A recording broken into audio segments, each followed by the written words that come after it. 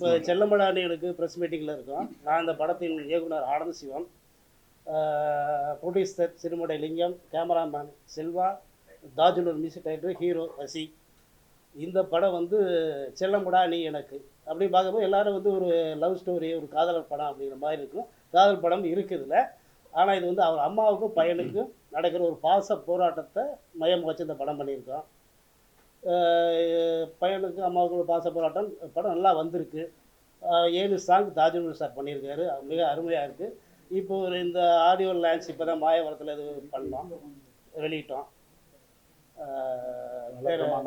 நல்ல பிரமாண்டமாக பண்ணியிருக்கோம். ஒரு படம் நல்லா வந்திருக்கு. இதை மக்கள் எல்லாரும் தேட்டரில் போய் பார்க்கணும். அதான் எங்களுடைய ஆசை. படம் மிகப்பெரிய வெற்றி படமாக அமையணும்னு நான் வேண்டிக்கிறேன். வணக்கம், நான் தாஜ்னூர். இந்த செல்லமடா நீ எனக்கு படம் வந்து உண்மையாகவே ரொம்ப ஒரு சென்டிமெண்ட்டான ஒரு படம்னு சொல்லலாம். இன்றைக்கி இருக்கிற ஒரு அவசர உலகத்தில் இந்த அன்புன்றது எவ்வளோ பெரிய முக்கியமான ஒரு விஷயன்றதை ரொம்ப அழகாக எடுத்திருக்காங்க. கண்டிப்பாக பார்க்கும்போது அந்த எண்டில் வந்து யாருக்குமே அந்த ஒரு ஃபீல் வராமல் அழுகாமல் இருக்க மாட்டாங்கன்றது தான் நினைக்கிறேன். அதே மாதிரி இந்த படத்தில் பாடல்கள் வந்து ரொம்ப முக்கியமாக, நான் இவ்வளோ பாடல்கள் பண்ணியிருந்தாலும் இந்த படத்தோட பாடல்கள் வந்து ரொம்ப முக்கியமாக நான் நினைக்கிறேன். எனக்கு அவ்வளோ ஒரு தாலாட்டு பாடல், அப்புறம் ரொம்ப டிஃப்ரெண்ட்டான அந்த ஆத்தங்குடி இளையராஜா அவரை வந்து முதல்ல ஆத்தங்குடி இளையராஜா அவரை வந்து ஃபர்ஸ்ட் டைம் வந்து சினிமாவில் அறிமுகப்படுத்தினது இந்த படத்தில் தான். ஃபஸ்ட்டு ரெக்கார்டிங் பண்ணது இந்த இது. ஸோ ரொம்ப அழகாக இருக்கும். செக்க செக்க செவந்திருக்கு அப்படின்ற ஒரு அந்த பாடல். இதை வந்து எழுதினவர் வந்து மதுரை வேல்பாரி. அவர் ரொம்ப 7 பாடலுமே அவர் தான் எழுதியிருக்காரு. இந்த பாடல்கள் எல்லாமே எழுதி தான் டியூன் பண்ணது. அதே மாதிரி ரீரெக்கார்டிங் பண்ணும்போது ரொம்ப இன்ட்ரெஸ்டிங்காக இருந்தது. சும்மா வழக்கமாக சொல்கிற மாதிரி இல்லை, பட் ரொம்ப அழகாக தயாரிப்பாளரும் சரி, இயக்குனரும், நடிகர்கள் எல்லாருமே. இன்னும் ஒரு ஹைலைட்டாக சொல்லணுன்னாக்கா, ஒரு ஆடியோ லான்ச் வந்து இங்கே நம்ம பார்த்துருக்கோம், நிறையா பிரசாத்தில் நடக்கும், இந்த மாதிரி சென்னையில் எங்கேயோ நடக்கும். பட் இங்கே வந்து மாயவரத்தில் மிக பிரம்மாண்டமாக செட்டெல்லாம் போட்டு ரொம்ப அழகாக இந்த படத்தோட ஆடியோ லான்ச் நடந்தது.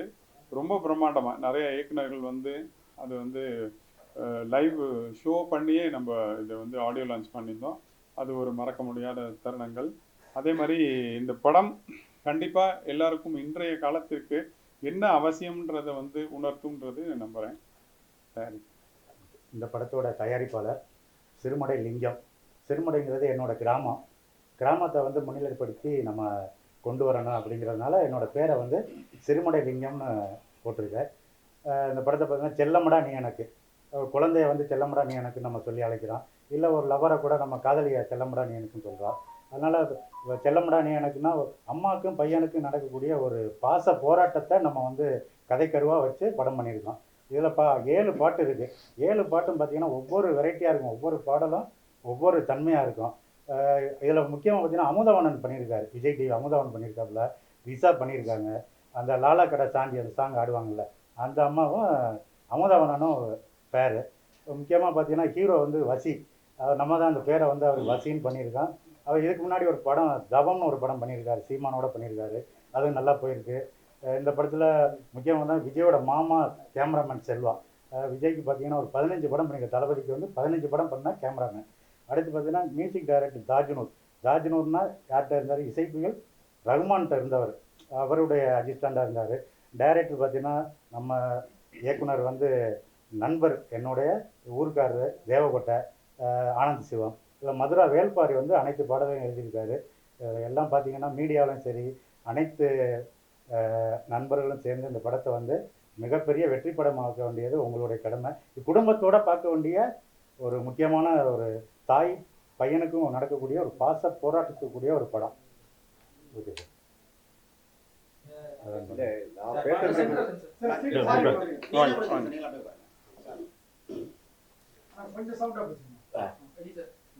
வணக்கம், நான் செல்வா.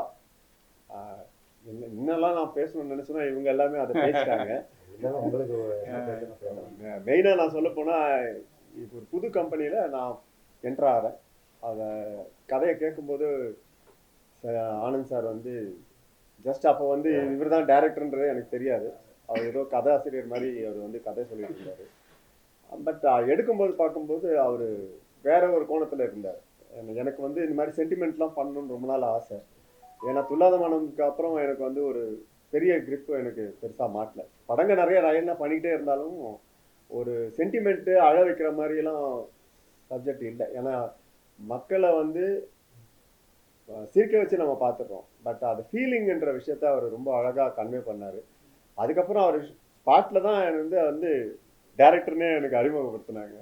ஏன்னா கூட இருந்த நண்பர் தான் அவரை எனக்கு அறிமுகப்படுத்தினார். அதனால நான் நினச்சேன் அவர் தான் டேரக்டர் அப்படின்ற முறையில் நான் இருந்தேன். அதுக்கப்புறம் பார்த்தா இவர் சார் அது அருமையாக பண்ணியிருக்காங்க. தாஜ்நூர் சாரை சொல்ல வேண்டாம். அவர் பண்ண பாடல்கள் எல்லாமே வந்து இன்னைக்கு கேட்டுக்கிட்டும் இருக்கலாம், பார்த்துக்கிட்டும் இருக்கலாம். அது மாதிரி எல்லாத்துலேயும் பப்ளிஷ் பண்ணியிருக்கிறாங்க. சாரும் லிங்கம் சாரும் வந்து சும்மா சொல்லக்கூடாது. அவ்வளோ கஷ்டத்துலேயும் என்ன செய்ய முடியுமோ அதெல்லாம் செஞ்சார். நான் என்ன கேட்டனோ அதெல்லாம் கொடுத்தாருன்றது தான் மிகப்பெரிய விஷயம். ஏன்னா பிரச்சனையை வந்து எப்படின்னா மிஸ் அண்டர்ஸ்டாண்டிங் தான் மேக்ஸிமம் பிரச்சனையாக மாறும். அந்த மிஸ் அண்டர்ஸ்டாண்டிங் வந்து எனக்கும் அவருக்கோ இல்லை யாருக்கும் வராதபடிக்கு எல்லாரையும் அழகாக கொண்டு போய் இந்த படத்தை முடிச்சு கொடுத்துருக்காங்க. கண்டிப்பாக இதை பார்க்க வேண்டிய ஒரு படம்னு தான் சொல்கிறேன். பார்க்க வேண்டிய படம்ன்றதை விட ஒரு காவியம், ஒரு புக்கு மாதிரி படிக்கிற மாதிரி இதை பார்க்கணும். தியேட்டரில் பார்க்கும்போது இதோடைய என்ஹான்சிங் நம்மளுக்கு தெரியும். ஏன்னா நான் பட்ட கஷ்டங்கள் கூட சும்மா மொபைலில் பார்க்குறத விட தியேட்டரில் பார்த்தீங்கன்னா அது எனக்கும் பெருமையாக இருக்கும்னு நினைக்கிறேன்.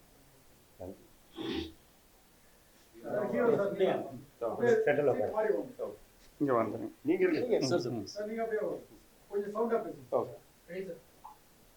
எல்லோருக்கும் வணக்கம். என் பேர் வசி. ஆக்சுவலி எல்லோரும் மாதிரியும் சினிமா நம்மளும் ஒரு நல்ல ஆர்டிஸ்டாக வரதான் ட்ரை பண்ணிட்டு இருந்தேன். அந்த டைமில் ஃபஸ்ட்டு எனக்கு ஹீரோ அப்படின்ற ஒரு அந்தஸ்தை கொடுத்த டைரக்டர் அண்ட் லிங்கம் சார், ப்ரொடியூசர், அவங்களுக்கு என்னோட முதல்ல நன்றியை தெரிவிச்சுக்கிறேன். அதுக்கப்புறம் வந்து நான் தவம்னு சொல்லி ஒரு படம், நாம் தமிழர் கட்சி ஒருங்கிணைப்பாளர் சீமான் வச்சு ஒரு படம் நான் ப்ரொடியூஸ் பண்ணேன். அந்த படத்தில் நானும் ஹீரோவும் நடிச்சிருந்தேன். அது போக வந்து காதர் பாஷான்ற முத்துராமலிங்கம் அந்த படத்தில் ஒரு மெயின் வில்லனாக பண்ணியிருந்தேன். அதெல்லாம் பார்த்தீங்கன்னா ஒரு பெரிய படம் பண்ணுறமேன்ற ஒரு சந்தோஷம் இருந்தது. But at the same time எப்படின்னா படம் முடிஞ்சதுக்கு அப்புறம் தான் பார்த்தா எல்லா சீன்ஸும் கட்டு, என்னோட சீன்ஸ் எல்லாம் கட்டு. ரொம்ப வருத்தப்பட்டேன். அதுக்கப்புறம் இன்னொரு படம் பண்ணேன், இவர் விமல் கூட ஒரு படம் ஒன்று பண்ணேன், சார்னு ஒரு படம். அதுலேயே போனால் நான் தான் மெயின் லீடு கடைசியாக. அதுவும் தியேட்டரில் போய்ட்டு பார்க்கும்பொழுது பார்த்தா எல்லாம் கடைசியாக ஏமாற்றம் மட்டும் தான் மிச்சம்ன்ற மாதிரி இருந்தது. இது சொல்லலாமா என்னன்னு தெரியல, இருந்தாலும் சொல்கிறேன். அதே சமயம் நான் ப்ரொடியூஸ் பண்ண படத்தில் என்ன எஸ்டாப்ளிஷ் பண்ணதை விட சீமான் சார் தான் அதிகம் எஸ்டாப்ளிஷ் பண்ணாங்க எல்லாருமே. ஏன்னா என்னை யாருமே பெருசாக ஃபோக்கஸ் பண்ணலை. இது எதுக்கு சொல்கிறேன் அப்படின்னா, காக்கைக்கும் தன் குஞ்சு பொன் குஞ்சுன்ற மாதிரி முதல்ல நம்ம யார் சான்ஸ் கொடுத்தாங்களோ அவங்க தான் நமக்கு லீடர், நம்ம கிரேட் லீடர் அப்படின்னு நம்ம சொல்லலாம். ஸோ இந்த படத்தில் எனக்கு ஒரு சீன் கூட கட் பண்ணாமல் என்னை இன்னும் பூம் பண்ணி என்னை தூக்கணும்னு நினைக்கிற ப்ரொடியூசருக்கு முதல் நன்றியை தெரிவிச்சுக்கிறேன். அட் தி சேம் டைம் ஏன் நான் இதை சொல்கிறேன் அப்படின்னா, ஆக்சுவலி ஹீரோன்றதை விட நானும் 2 படம் ப்ரொடியூஸ் பண்ணியிருக்கேன். ஸோ ப்ரொடியூசரோட பெயின் என்னன்றது எனக்கு நல்லாவே தெரியும். ஸோ இந்த படத்தை வந்து அவர் இன்னைக்கு நேற்று நாளில் கிட்டத்தட்ட ஐ திங்க் ஒரு 10 வருஷமாக எனக்கு பழக்கம் ஒரு ப்ரொடியூசர். ஸோ அவரோட வழி என்னன்னு எனக்கு நல்லாவே தெரியும். இந்த நிமிஷம் முதற்கொண்டு ஆர்டிஸ்ட் யாருமே வரலையேன்ற பெயின் கூட அவருக்கு இருக்குது. ஸோ இட்ஸ் மீடியா, நீங்கள் சப்போர்ட் பண்ணுங்க. அவங்க என்ன ஒரு ஹீரோவாக நினைக்கிறாங்க, ஒரு ப்ரொடியூசரை ஹீரோவாக்கிறீங்க. தேங்க்யூ. விஜய் சாரை ஃபர்ஸ்ட் ஒரு கேமரால தான் நிறைய ஷூட் பண்ணிருக்காரு, நிறைய படம் பண்ணிருக்காரு. அவர் கையால நீங்க வந்து ஃபர்ஸ்ட் ஸ்க்ரீன்ல கேமரா வச்சு பார்க்கும்போது எப்படி தோணுச்சு உங்களுக்கு? இல்லை, அதான் நான் விஜயா மாறிட்டேன். இல்லை, எனக்கு அப்படிதான் இருந்தது. அவர் ஃபர்ஸ்ட் என்ன சொன்னார் அப்படின்னா, ஒரு சாங் ஒன்று வருப்பா, இது ஒரு இவன் தாண்டா இளஞ்சிங்கம் இவன் தாண்டா சாங் ஒன்று இருக்கும். ஆக்சுவலி நான் கேட்டேன், இது சார் ஏதோ பெரிய ஹீரோக்குள்ள சாங் மாதிரி இருக்கே அப்படின்னேன். ஆமா, அது ஆக்சுவலி விஜய்க்கு எழுதின சாங் இது அப்படின்னு. அது என்னன்னா, அவர் அனந்த் பாடினார், வேட்டைக்காரன் படத்துல அனந்த் பாடியிருப்பாரு. அவர் பாடிட்டு என்ன, இது வந்து விஜய், ரஜினி, அஜித் அவங்களுக்கு உள்ள சாங் அப்படின்னு சொல்லி உங்களுக்கு வந்து அந்த அளவுக்கு எக்ஸ்டாப்ளிஷ் பண்ணியிருக்காங்களே அப்படின்னு சொல்லி பாடினது அவர் தான் பாடினார். இவன் தாண்டா சாங் வந்து அனந்த் பாடினார். அப்படி ஒரு எண்ணமும் இருந்தது இல்ல, இருந்தது. விஜய்க்கு கால் சீட்டு தளபதிக்கு வாங்கி தரேன்னு தான் நீங்க சொல்லியிருந்தீங்க. விஜய் மாதிரியே ஒருத்தரை கொண்டு வந்து நிப்பாட்டிட்டாரு டைரக்டர். வேற என்ன, ஏன்னா விஜயோட மாமா 15 படங்களுக்கு கேமராமேன் அப்படின்னு சொல்லி உங்களை ரொம்ப பெருமையா சொல்லி தான் இந்த படத்துக்குள்ள வந்தோம். அவர் சார் வந்து இசைப்பியலோட அவரோட இருந்து ஒர்க் பண்ணவர் அப்படிங்கிறது ஒரு பெரிய ஒரு டீம் அப்படின்னு தான் நம்ம வந்து உள்ள வந்து சொன்னோம். என்ன ஆர்டிஸ்ட் யாருமே வரலைங்கிறது எனக்கு பெரிய வழியா இருக்கு. என்ன யாரும் எதை கேட்டாலும் எனக்கு பேமெண்ட் கொடுங்க, ப்ரெஸ் மீட்டுக்கு வர்றது கூட பேமெண்டா சார்? ஒரு ப்ரொடியூசர் வந்து என்ன கஷ்டப்பட்டு பொண்டாட்டியோட தாலியை தான் நான் வைக்கல, அந்த அளவுக்கு ஒரு மனவேதனையோட இருக்கேன். அவர் என்ன டப்பிங் பேசினா பேமெண்ட் கொடுத்தா தான் வந்து பண்ணி கொடுப்பேன், ப்ரெஸ் மீட்டுக்கு வாங்கன்னா ஃப்ளைட் டிக்கெட்டை போடு, ஹீரோயின் கேட்டால் ஃப்ளைட் டிக்கெட் போடு. இப்படி பண்ணால் எப்படி சார் ஒரு ப்ரொடியூசர் அடுத்த படம் எப்படி பண்ண முடியும்? கார்ட்டூன் சார் கேட்டாரா இல்ல அவரே சொன்னாங்க? இல்லை, தாஜ்னூர் சார் சொன்னோன்னே எப்போ பண்ணுறீங்க சார் அப்படின்னு சொல்லி அவருடைய முழு இன்வால்வோட வந்திருக்காரு. என்ன ஒரு அரை மணி நேரம் லேட் ஆயிடுச்சு, அவரை வந்து முடிச்சுட்டு வர்றதுக்காக லேட் ஆயிடுச்சு, அவ்வளோ. மற்ற எல்லாரும் ஹீரோவுக்கு எத்தனை டைம், அவருக்கு எத்தனை டைம் ஃபோன் அடிக்கிறது, இருந்தாலும் அவருக்கு சொந்த வேலைகள் இருக்கு. இருந்தாலும் அவர் சொன்னோம் ஓகே சார் வர்றேன் அப்படின்னு வர்றாரு.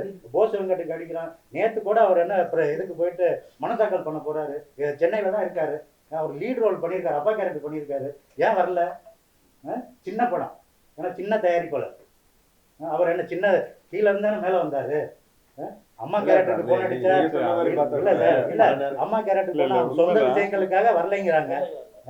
இப்போ பசங்க செந்தி பண்ணிருக்காங்க, வந்தா இப்போ 4 பேர் எப்படி சார் இருக்கா? அமுதவாணன் அவர் சொந்த இருக்காரு. இல்ல என்னோட தயாரிப்பாளரா என்னோட ஆதங்கத்தை நான் சொல்ல வேண்டியது இருக்கு. தயாரிப்பாளரா யார் வந்தாலும் முதல்ல நீங்க உள்ள வரும்போது எல்லாம் கரெக்டா இருக்கான்னு பார்த்து தான் வரணுங்கிறத என்னோட ஆதங்கம். இதை வச்சு என்ன சொல்லணும்னா இயக்குனருக்கு ஒரு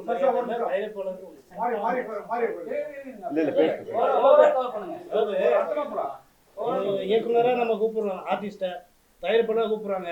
யாருக்குமே ஒரு மரியாதை இல்லை ஆர்டிஸ்ட். இதுல யாரும் தெரியுது, சாரை மட்டும் தான் தெரியும். தாஜ்னூர் சாரை மட்டும் தான் தெரியும். ஹீரோ தெரியுமா, இயக்குனரை தெரியுமா? ஒரு 4 பேர் தெரிஞ்சவங்க தானே சார் அது வந்து பப்ளிசிட்டி ஆகும். செல்வா தெரியும், கேமராமேன் செல்வா சார் தெரியும். விஜயோட மாமா அவர் கேமராமேன். 50 படம் பண்ண ஒரு கேமரா. விஜய்க்கு 15 படம் பண்ணவர், தளபதிக்கு பண்ணவர் தான், இல்லைன்னு சொல்லலை. ஆர்டிஸ்டா யாரு சார் இருக்கா? இவ்வளவு கஷ்டப்பட்டு நம்ம பண்ணி ஒரு படத்தை வெளியில கொண்டு வர்றதுக்கு எவ்வளவு கஷ்டப்படுறோம் நம்ம.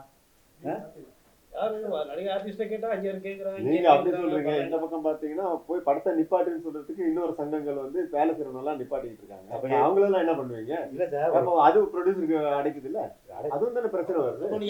அந்த உரிமை யாரு கொடுத்தது? அந்த அசோசியேஷனுக்கு.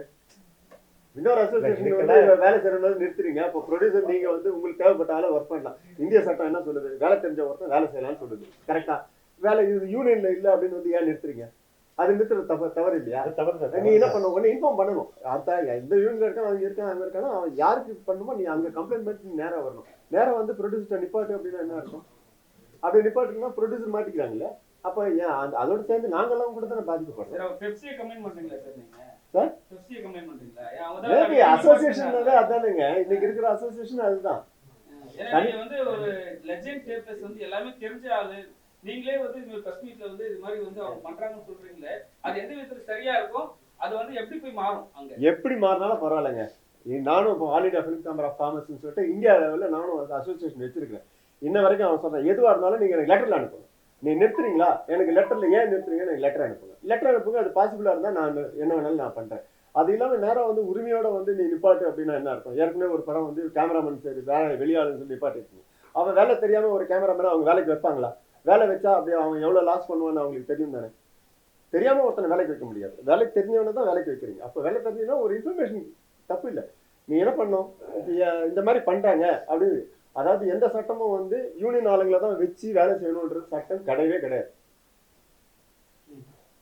நாம பண்றது வேலை தெரிஞ்ச யார். இப்ப இங்க எத்தனை பேர் இருக்கீங்க? வேலை தெரிஞ்சவங்க தானே வேலை செய்றீங்க. வேலை தெரியாம யாராவது ஒரு ஆள் கேமரா கொடுத்தான்னு போனோம், 10 ரூபா சரக்குன்னா கூட 10 ரூபா சமாச்சாரத்தை ஒரு நம்பினா தானே கொடுப்பீங்க.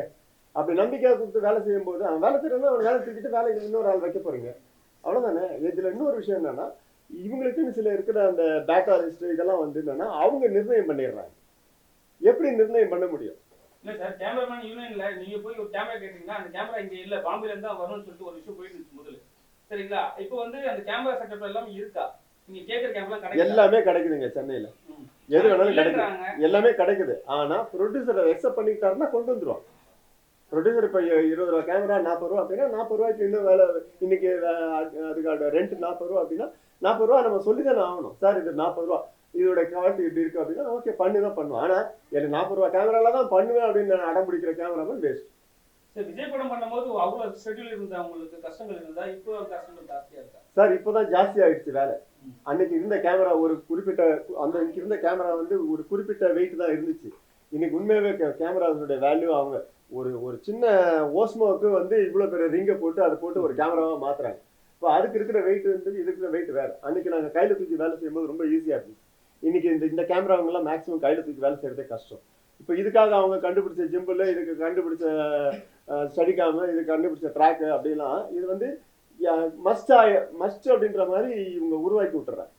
இப்போ நம்ம விலைக்கு சொல்லாச்சுன்னா ப்ரொடியூசர் ஓகே சார் இது வந்து ஃபைட் எல்லாம் முன்னெல்லாம் ஃபைட் எடுக்கிறதுலாம் வந்து இதெல்லாம் கிடையாது. கையில் வச்சுட்டு எத்தனை துல்லாத மனதிலே நான் எல்லா ஃபைட்டும் கையில் தான் எடுத்தேன்.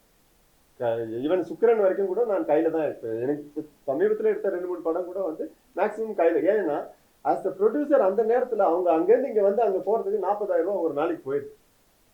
அவங்க திடீர்னு 40,000 ரூபாயா அப்படின்றாங்க. ஏன்னா அது புரிஞ்ச ப்ரொடியூசராக இருந்தால் ஒத்துக்கிறாங்க.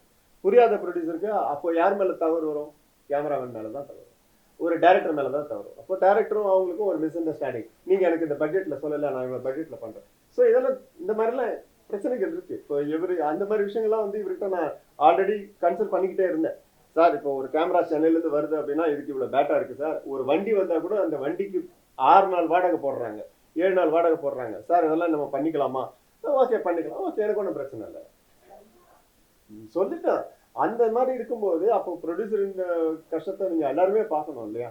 ஒரு ஒர்க்கரான கண்டிப்பாக ப்ரொடியூசரோட ஒரு வார்த்தை கொடுத்துருக்கீங்க, விஜய் நடிகை சொல்லி. இல்லை அதுக்கு என்ன அதெல்லாம் நடக்குமா? இல்லை வந்து உங்க படத்துல திருப்பி இல்லை அவர் என்ன பண்ணியிருக்காருன்னா, இப்போ கேமராமேன் சார் என்ன பண்ணியிருக்காருன்னா, விஜய் தளபதியை வந்து நடிக்க வைக்காட்டினாலும் அந்த சாங்கில் இவன் தாண்டா சாங்கு அது அனந்த் பாடியிருப்பார். ஆனால் விஜய் வருவார் அதில். அதை நான் இப்போ வந்து உடைக்க விரும்பலை, ஆனால் வருவார். அது மாதிரி ஒரு சீன் நம்ம பண்ணி கொடுத்தோம். ஏஐக்குள்ள போகவே இல்லை. ஏஐக்கும் விஎஃப்எக்ஸ்க்குள்ள இந்த ப்ராஜெக்ட் போகவே இல்லை. ஏன்னா பல விஷயங்கள் வந்து நான் விஎஃப்எக்ஸ் இருக்கும்போதே வந்து நான் பாபு சார்கிட்ட கேசவன் சார்கிட்ட எல்லாம் ஒர்க் பண்ணனால அவங்க செஞ்ச நிறைய விஷயங்கள் வந்து என்னால் செய்ய முடியும். இன்னைக்கு கூட இப்போ நின்ன இடத்துல இந்த இடத்த நம்ம டெமாலிஷ் பண்ணணும் அப்படின்னா ஏஐ இல்லாமல் என்னால் உடைக்க முடியும். என்னால் கேமரால இந்த ஏரியாவை அப்படியே பீஸாக உடச்சி என்னால் காட்ட முடியும். ஒரு ஆளை நீங்கள் நிற்கிற ஆளை அப்படியே நீங்கள் எலும்பு கூட மாற்ற சொன்னால் என்னால் விஎஃப்எக்ஸ் இல்லாமே மாற்ற முடியும். இதை என்னால் பண்ண முடியும். நான் பண்ணி இருக்கேன். மாங்கான ஒரு படத்தில் இவருக்காக பண்ணேன், பிரேம்ஜிக்காக பண்ணி கொடுத்தேன். அதே மாதிரி உயிரிலே கலந்ததில் வந்து சூர்யா கீழே விழுவார். கீழே விழுற ஷாட் வந்து அந்த டைமில் சிஜிக்கு ஒரு 2.5 லட்சம் 3 லட்சம்னு கேட்டாங்க. அப்போது அவர் சொன்னார், நான் 2.5 லட்சம்லாம் விட்டு நான் அதை எடுக்க முடியாதுன்னு, விஎஃப்எக்ஸ் பண்ண முடியாது, விஎஃப்எக்ஸ் பண்ணலாம். நான் சொன்னேன் எனக்கு 5க்கு 4 ஒரு கண்ணாடி மட்டும் கொடுங்க. அப்போ அதிகபட்சமாக எனக்கு தெரிஞ்சது 3000-3500 ரூபா. அந்த கிளாஸை மட்டும் கொடுங்கன்னு சொல்லிட்டு ஊட்டி எஃபெக்டை கொண்டு வந்து பல்லாவரம் மலையில் வச்சு நான் எடுத்து கொடுத்தேன். அதை எடுத்ததுக்கு அப்புறம் என்ன பண்ணாரு, அவரும் என்ன பண்ணாரு, சிஜி தான் சொல்லிட்டு லெனின் சாரும் சிஜின்னு சொல்லிட்டு தனியாக ஷாட்டு போட்டார். அப்புறம் கேட்டேன் சார், நான் சொன்னேன் சார் அது சிஜி ஷாட் இல்லை சார், லைவ்ல எடுத்த ஷாட்டு. எப்படி அவன் இவ்வளோ ஆழத்தில் எப்படி அவனை விழ வச்சிங்க? கயருங்க தெரியல, ஒன்றும் தெரியல, ரோப் கூட தெரியல, அப்போ எரேசிங் கூட கிடையாது, ரோப்பே தெரியாமல் எப்படி எடுத்தீங்க அப்படின்னாரு. அப்போ நான் அதை சொல்லி காட்டி அவருக்கு நான் எக்ஸ்பிளைன் பண்ண பிறகு எத்தனை ஷாட் எடுத்தீங்கன்னு கேட்டார். இல்லை சார் ட்ரையல் ஒன்று பார்த்தேன், அதுக்கப்புறம் ஒரு ஷாட் எடுத்தேன். அந்த ஷாட் படத்தில் 2-3 இடத்துல ரிப்பீட் பண்ணி போட்டார். முன்னெல்லாம் எப்படின்னா ரிப்பீட் பண்ணி போடணும்னா அந்த ஷாட்டை நம்ம எடுக்கணும். இப்போ மாதிரி பேஸ்டிங் கிடையாது, எடுத்து காட்டி அதை ஆப்டிக்கல் போகணும். அது மாதிரிலாம் பண்ணியிருக்கோம். ஸோ என்னன்னா அந்த டைமில் நம்ம ஒரு ப்ரொடியூசரை காப்பாற்ற முடியாதா, அப்போ ஒரு ப்ரொடியூசருக்கு ஒரு மிச்சம் பண்ண முடியாதா, அந்த நேரத்தில் நம்ம சினிமாவுக்கு என்ன பண்ண போகிறோம் அப்படின்றது தான். நிறைய விஷயங்கள் நம்மளால் சொல்லிட்டு போயிட்டே இருக்க முடியாது சார். ஆனால் பிரச்சனைகள் உருவாக்க வந்துச்சுன்னா நமக்கு அது சொல்யூஷன் கண்டிப்பாக பண்ணி தான் ஆகணும்.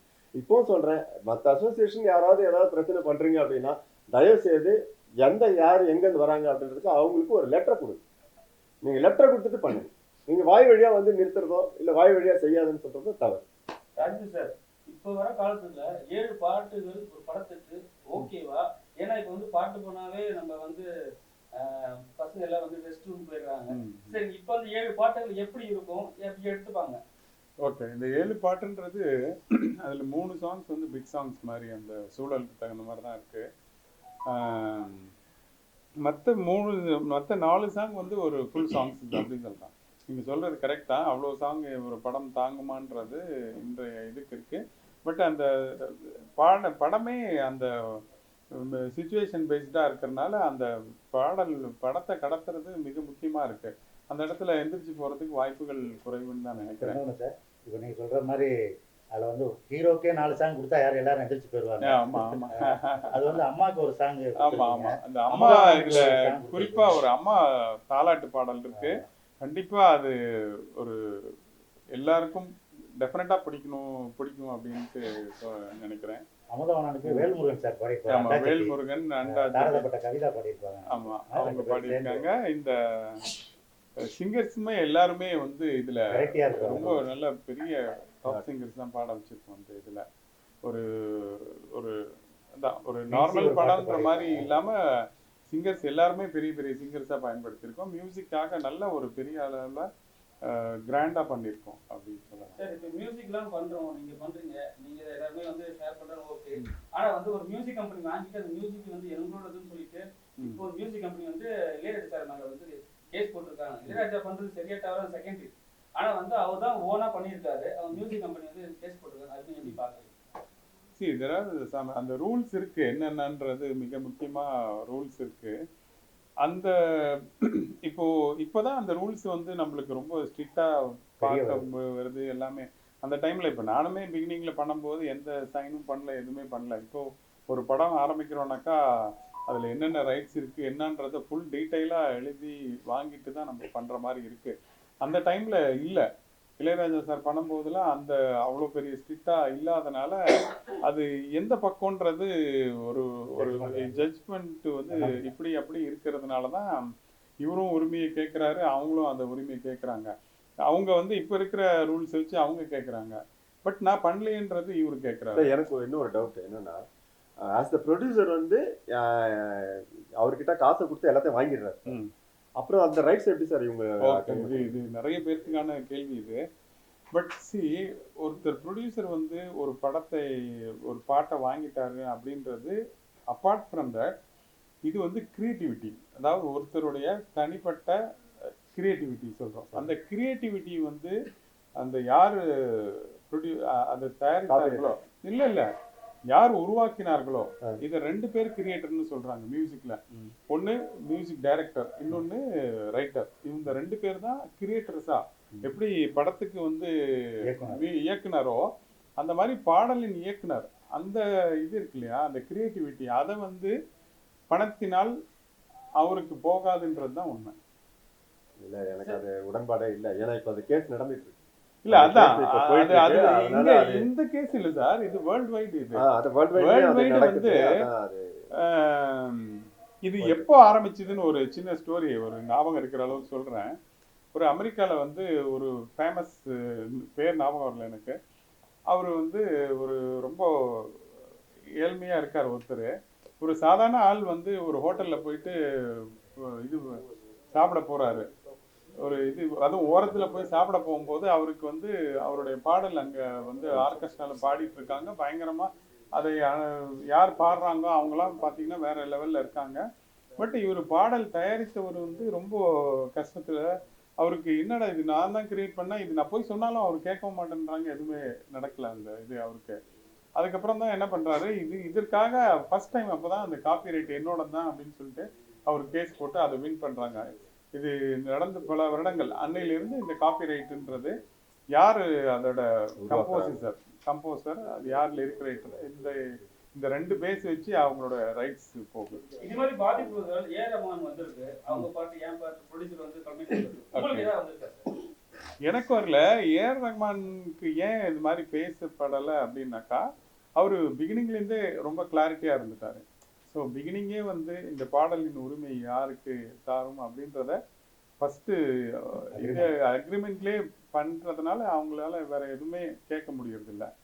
ஸோ அதில் கிளாரிட்டியாக இருக்கிறதுனால அந்த இதுக்கு போகலன்னு நினைக்கிறேன்.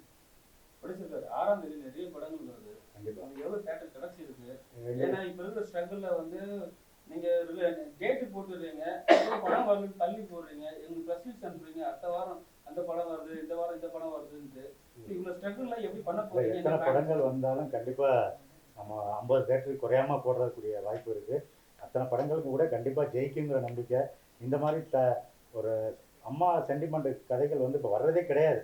நான் பார்த்த படம் பார்த்தீங்கன்னா பிச்சைக்காரன் படத்தில் எனக்கு நல்லா பிடித்த படம்னா அது விஜய் ஆண்டனி படம், பிச்சைக்காரன் படம். அந்த பாட்டை அம்மா சாங்கை ஃபீட் பண்ணுற அளவுக்கு இந்த படத்தில் ராஜ்மௌலி சாருடைய ஆர்ஆர் இருக்குங்கிற கண்டிப்பாக நம்பிக்கை இருக்குது எனக்கு. அந்த அம்மா சாங் கண்டிப்பாக ஹிட் அடிக்குங்கிற ஒரு எனக்கு உறுதியோடு நம்ம அந்த படத்தை வந்து எத்தனை படம் வந்தாலும் 10 படம் வந்தாலும் நம்ம படம் ஜெயிக்குங்கிற நம்பிக்கையில் தான் 6ஆம் தேதி ரிலீஸ் பண்ணுறோம்.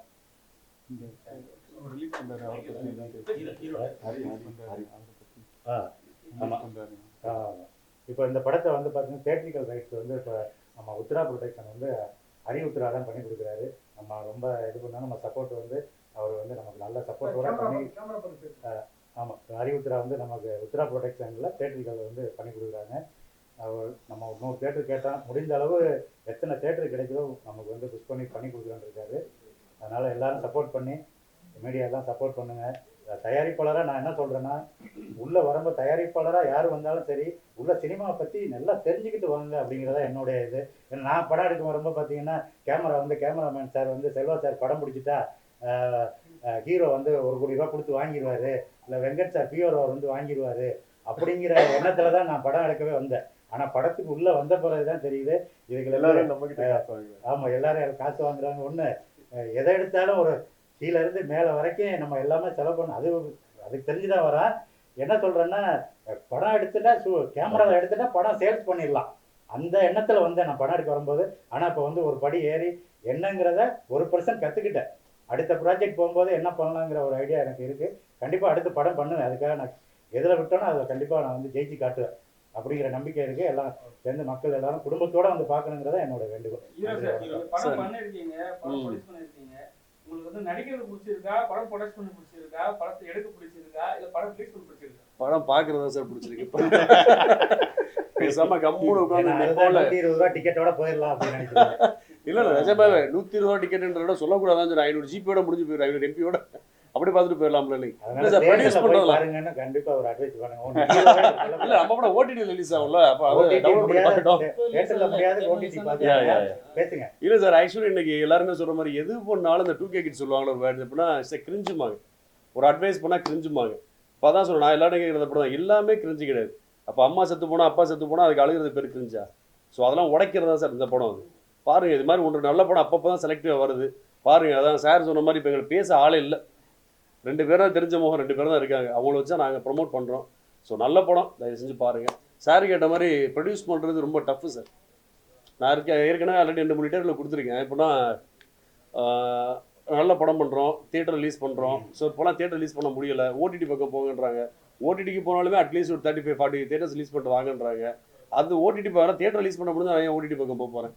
ஸோ எங்களால் முடியலைன்றனால ஊருக்கு வந்தவங்களாம் படம் ரிலீஸ் பண்ண முடியாமல் கிளம்பி ஊருக்கே போயிடுறாங்க எல்லாருமே.